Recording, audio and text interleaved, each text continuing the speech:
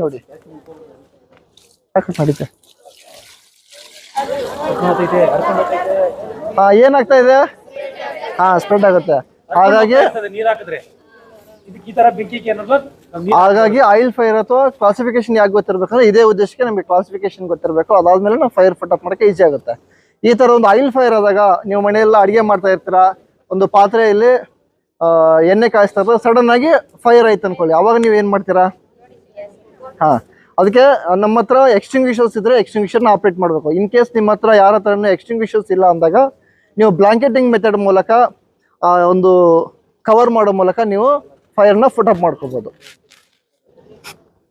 ಮಂಜು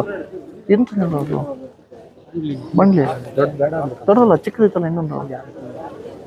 ಹೌದಾ?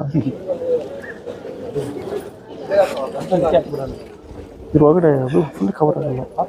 ಆಗುತ್ತಾ? ಆಗುತ್ತಾ? ಹರೀಶ್ ಇದ್ರಲ್ಲಿ ಹಾಕಿಬೇಕಾರೆ ಇಲ್ಲ, ಅದು ಬ್ಲಾಂಕೆಟ್ ಯೂಸ್ ಆಗುತ್ತಿಲ್ಲ ನೋಡು. ಬ್ಲಾಂಕೆಟ್ ಮಾಡೋಕ್ಕಾಗಲ್ಲ.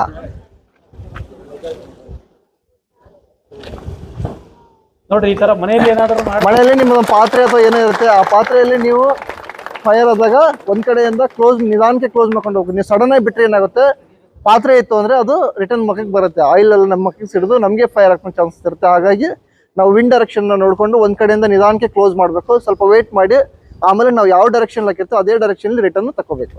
ಓಕೆನಾ? ಒಬ್ರ ಕಡೆ ನೀವೇನಾದ್ರು ಮಾಡ್ತೀರಾ? ಬರೀ ಜೆಂಟ್ಸ್ ಅವ್ರ ಬನ್ನಿ, ಯಾರೋ ಬ್ಲಾಂಕೆಟ್ ಮತ್ತೆ ಮನೆಯಲ್ಲೆಲ್ಲ ಅಡಿಗೆ ಎಲ್ಲ ಮಾಡ್ತಾ ಇರ್ತೀರಾ, ಬಾಂಡ್ಲಿನಲ್ಲಿ ಎತ್ಕೊಂಡ್ಬಿಟ್ಟು ಏನ್ ಮಾಡ್ತೀರಾ? ಅವಾಗ ಓಡಾಕ್ ಬಿಡ್ತೀರಾ?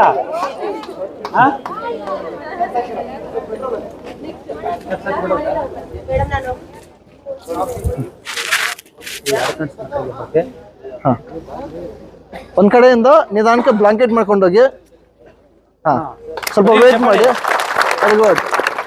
ಸ್ವಲ್ಪ ವೇಟ್ ಮಾಡಿ ಅದು ಫುಟ್ ಅಪ್ ಆದ್ಮೇಲೆ ರಿಟರ್ನ್ ತಕೊಳ್ಳಿ. Okay, anyone from ladies side?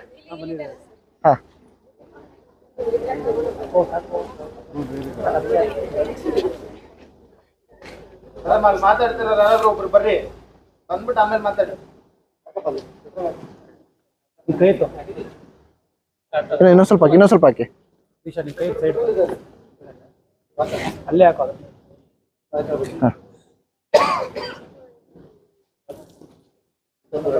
Wind direction ನೋಡ್ಕೊಂಡು ನಿಧಾನಕ್ಕೆ ಕ್ಲೋಸ್ ಮಾಡಬೇಕು. ಅದಾದ್ಮೇಲೆ ಆಫ್ ಆದ್ಮೇಲೆ ಸೇಮ್ ಅದೇ ಡೈರೆಕ್ಷನ್ ನಿಧಾನಕ್ಕೆ ತಗೋಬೇಕು. Okay, very good. ಸೇಮ್ ಅದೇ ಡೈರೆಕ್ಷನ್ ಅಲ್ಲಿ ನಿಂತ್ಕೊಂಡು ನಿಧಾನಕ್ಕೆ ತಗೋಬೇಕು. ನೆಕ್ಸ್ಟ್ ಯಾರು ಮಾಡ್ತಾರೆ? ಬೇಗ ಬನ್ನಿ.